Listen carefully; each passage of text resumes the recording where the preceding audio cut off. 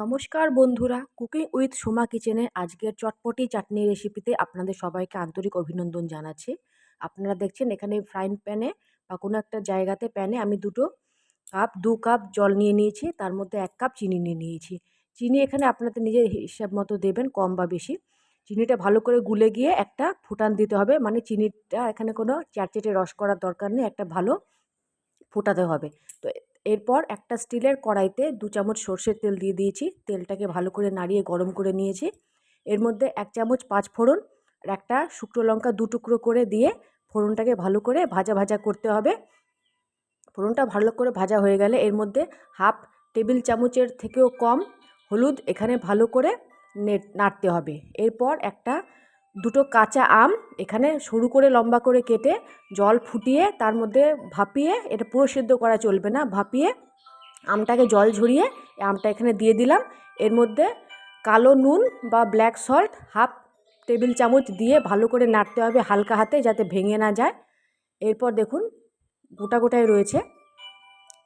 এরপর ভালো করে নাড়ার পর এখানে যে রসটা তৈরি করেছিলাম চিনির রসটা, সেই চিনির রসটা এখানে পুরোপুরি দিয়ে দেবো। দেখুন বন্ধুরা কত সুন্দর করে ফুটে গেছে, আর কালারটাও বেশ দারুণ এসছে। এরপর খুব ভালো করে এটাকে নাড়তে হবে। নাড়ার পর এখানে কিছুক্ষণ নাড়ার পর এখানে 2 মিনিটের জন্য ঢাকা দিয়ে দিতে হবে। 2 মিনিট পরে দেখুন কতটা রসের জলটা শুকিয়ে গেছে, আর চিনিটার রসের জলটা শুকোনোর পর চাটনিটা অনেকটা এখানে গাঢ় হয়ে গেছে। এরপর এখানে হাফ টেবিল চামচ গোলমরিচ, হাফ টেবিল চামচ লঙ্কা গুঁড়ো আর 1 চামচ রোস্টেড ড্রাই মশলা পাউডার এখানে দিয়ে গ্যাসের ফ্লেমটাকে এখানে অফ করতে হবে।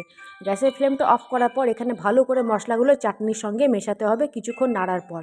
তাতে চাটনিতে মশলাগুলোর যে গন্ধটা আছে, অ্যারোমাটা আছে, ভালো করে মিশে যাবে। তারপর এখানে আমি 2 মিনিট ঢাকা দিয়ে দিয়েছিলাম। 2 মিনিট পর বন্ধুরা দেখুন চাটনিটা পুরোপুরি তৈরি হয়ে গেছে, কত সুন্দর লাগছে আর দারুণ টেস্টের এই চাটনিটা হয় বন্ধুরা, ক্রিস্টাল ক্লিয়ার চাটনিটা। আপনারা পুরো পরিবারের সাথে খুব ভালোভাবে এনজয় করতে পারবেন আজকের রেসিপিটা দেখে।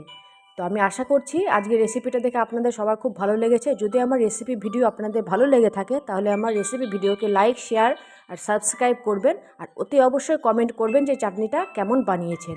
তো আজকের মতো এতটাই। আবার নেক্সট পর্বে নতুন কিছু নিয়ে আপনাদের সাথে আবার দেখা হবে। ততক্ষণ খুব ভালো থাকবেন, সুস্থ থাকবেন। নমস্কার।